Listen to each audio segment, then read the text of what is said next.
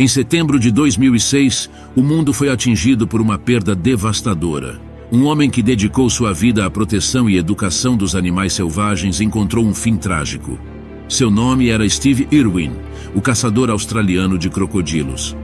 Acompanhe-nos enquanto mergulhamos na história que envolve sua morte prematura e exploramos o impacto que ele teve na conservação da vida selvagem. Poucas pessoas são tão amadas e amplamente reconhecidas como Steve Irwin. O carismático e apaixonado homem de 44 anos era renomado por seu entusiasmo e expertise quando se tratava da vida selvagem e tinha fãs ao redor do mundo. Ele era um conservacionista da vida selvagem e uma personalidade da TV por natureza, e passou toda a sua vida documentando a natureza selvagem. Steve Irwin nasceu em uma família de conservacionistas. Seus pais, Lynn e Bob Irwin, haviam fundado o Parque de Répteis e Fauna de Queensland. Quando criança, Steve foi apresentado aos animais e se tornou habilidoso em lidar com eles desde cedo. Seu pai o ensinou sobre répteis desde tenra idade, o que despertou seu interesse por crocodilos. Aos apenas 9 anos de idade, ele começou a lidar com crocodilos, e seu pai o supervisionava quando ele lutou contra seu primeiro crocodilo. Esse amor pela vida selvagem só cresceu mais fervoroso quando Steve conheceu Terry Raines, uma naturalista do Oregon com quem teve um romance arrebatador. O casal se casou em 1992 e teve 2 filhos, Bindi Sue e Robert Clarence. O diretor John Stanton sugeriu filmar um documentário sobre as aventuras do casal na captura e resgate de crocodilos. Esse documentário foi o primeiro episódio da série Crocodile Hunter, que foi adquirida pela Discovery Communications em 1996 e tornou Steve um ícone internacional. Crocodile Hunter durou impressionantes 11 anos e Steve também participou de outros programas, como Croc Files e The Crocodile Hunter Diaries, uma série documental que focava na vida cotidiana da família Irwin. Em 4 de setembro de 2006, Steve Irwin estava em Bass Reef, fazendo uma pausa em seu trabalho no documentário Ocean's Deadliest, que ele estava co-apresentando ao lado de Philippe Cousteau Jr. O clima estava piorando, então as filmagens foram interrompidas. Acompanhado por seu fiel cinegrafista, Justin Lyons, Steve partiu para explorar a vida selvagem oceânica. Para completar, Steve estava procurando por imagens impressionantes para usar em sua série documental Bindi the Jungle Girl, que sua filha Bindi estava prestes a apresentar. Com o sol começando a se pôr, eles pegaram um barco inflável do barco principal na esperança de filmar algo que pudessem usar. Steve estava em águas rasas quando avistou uma arraia de cauda curta. Ele ficou imediatamente fascinado pela criatura e decidiu segui-la na esperança de capturar algumas imagens. Ele e Lyons decidiram que a imagem final para o documentário Bindi the Jungle Girl seria a arraia nadando longe de Irwin. Steve sempre tinha a habilidade para capturar imagens significativas que cativavam o público, e uma arraia seria perfeita para o próximo documentário de sua filha. A arraia que Steve encontrou não era uma arraia comum, era uma arraia de cauda curta, conhecida por sua cauda venenosa, capaz de causar ferimentos fatais em quem ela considera perigoso. Justin e outros membros da equipe estimaram a envergadura da criatura em cerca de 2 metros, com um corpo em formato de disco plano e uma cauda longa semelhante a um chicote que termina com uma a 3 espinhas venenosas. Era uma criatura bonita, com um padrão único de manchas escuras e listras ao longo de suas costas e flancos. Sua cauda estava coberta de espinhos venenosos que ela usava para se defender contra predadores.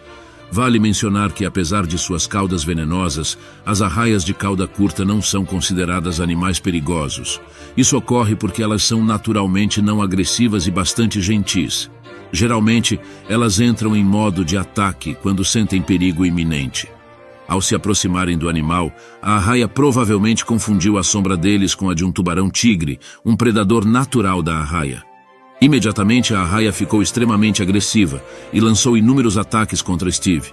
Em questão de segundos, o cinegrafista Justin Lyons lembrou de ver a arraia lançar centenas de ataques instantaneamente.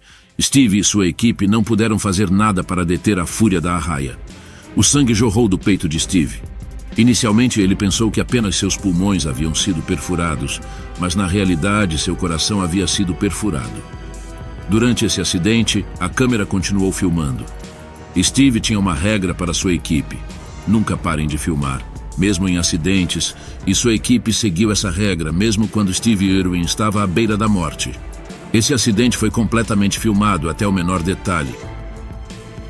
O biógrafo Timmy Donovan disse que Irwin sempre dizia às pessoas: "Eu ficaria triste se ninguém gravasse minha morte em vídeo." Nesses momentos de dor e medo, seu cinegrafista ouviu Steve dizer: "Estou morrendo." Percebendo que Steve estava próximo do fim, a equipe rapidamente o levou de volta ao barco inflável e começou a realizar o tratamento de emergência. Segundo o testemunho de Justin Lyons, enquanto voltávamos de barco, eu gritava para um dos outros membros da equipe no barco para colocar a mão sobre o ferimento, revelou Lyons. Estávamos dizendo coisas como: "Pense em seus filhos, aguente firme, continue lutando." Eles o ressuscitaram e tentaram aplicar pressão ao ferimento para evitar o sangramento, mas o ferimento era muito profundo. A equipe o levou rapidamente ao hospital próximo em Low Isles, mas já era tarde demais. Ele foi declarado morto ao chegar. Australian crocodile hunter Steve Irwin has died during a diving expedition near Port Douglas in Australia. Mesmo que tivéssemos conseguido levá-lo imediatamente para uma ala de emergência, provavelmente não teríamos sido capazes de salvá-lo, pois o dano em seu coração era enorme, disse Justin Lyons.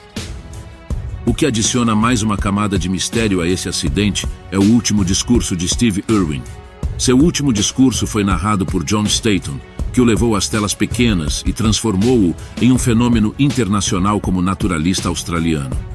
Staton contou ao podcast I've Got News for You que alguns dias antes de começarem a filmar, Steve Irwin fez um discurso peculiar para a equipe que estava capturando crocodilos para sua expedição de pesquisa.